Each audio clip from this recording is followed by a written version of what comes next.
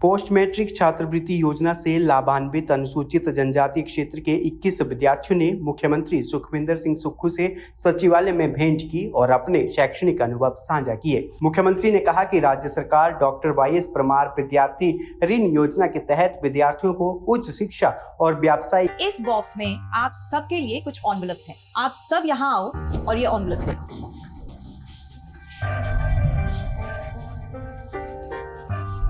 हम अपनी जिंदगी में अच्छा बुरा सब जानते हैं, लेकिन फिर भी कुछ बातें इग्नोर कर देते हैं, जान के अनजान बन जाती हैं। तो मैंने सोचा जाते जाते याद दिला जाओ, ताकि पूरी जिंदगी इग्नोर नहीं याद रखोगे, मुझे भी और इन बातों को भी। यदि आप इन कारणों में से किसी के भी संपर्क में आए हैं तो नजदीकी सरकारी अस्पताल में HIV की जांच गुप्त और मुफ्त करवाएं। पाठ्यक्रमों के लिए 20 लाख रुपए तक का ऋण 1% ब्याज दर पर उपलब्ध करवा रही है।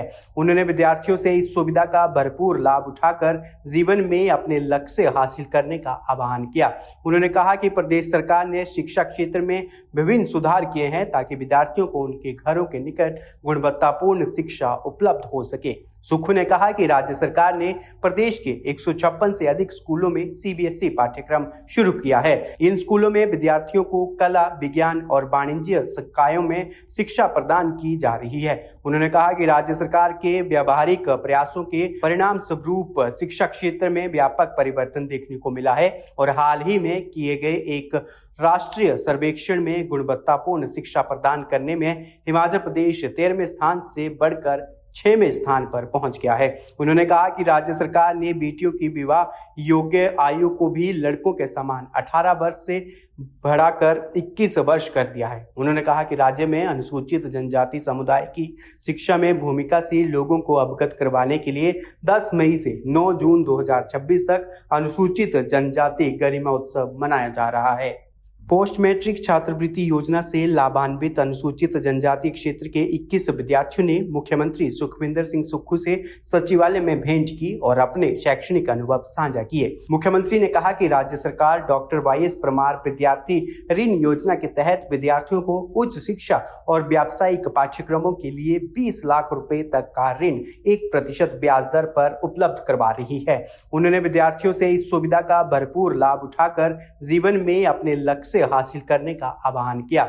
उन्होंने कहा कि प्रदेश सरकार ने शिक्षा क्षेत्र में विभिन्न सुधार किए हैं ताकि विद्यार्थियों को उनके घरों के निकट गुणवत्तापूर्ण शिक्षा उपलब्ध हो सके। सुक्खू ने कहा कि राज्य सरकार ने प्रदेश के 156 से अधिक स्कूलों में CBSE पाठ्यक्रम शुरू किया है। इन स्कूलों में विद्यार्थियों को कला, विज्ञान और वाणिज्य संकायों में शिक्षा प्रदान की जा रही है। उन्होंने कहा कि राज्य सरकार के व्यावहारिक प्रयासों के परिणाम स्वरूप शिक्षा क्षेत्र में व्यापक परिवर्तन देखने को मिला है और हाल ही में किए गए एक राष्ट्रीय सर्वेक्षण में गुणवत्तापूर्ण शिक्षा प्रदान करने में हिमाचल प्रदेश 13वें स्थान से बढ़कर 6वें स्थान पर पहुंच गया है। उन्होंने कहा कि राज्य सरकार ने बेटियों की विवाह योग्य आयु को भी लड़कों के समान 18 वर्ष से बढ़ाकर 21 वर्ष कर दिया है। उन्होंने कहा कि राज्य में अनुसूचित जनजाति समुदाय की शिक्षा में भूमिकाशील लोगों को अवगत करवाने के लिए 10 मई से 9 जून 2026 तक अनुसूचित जनजाति गरिमा उत्सव मनाया जा रहा है।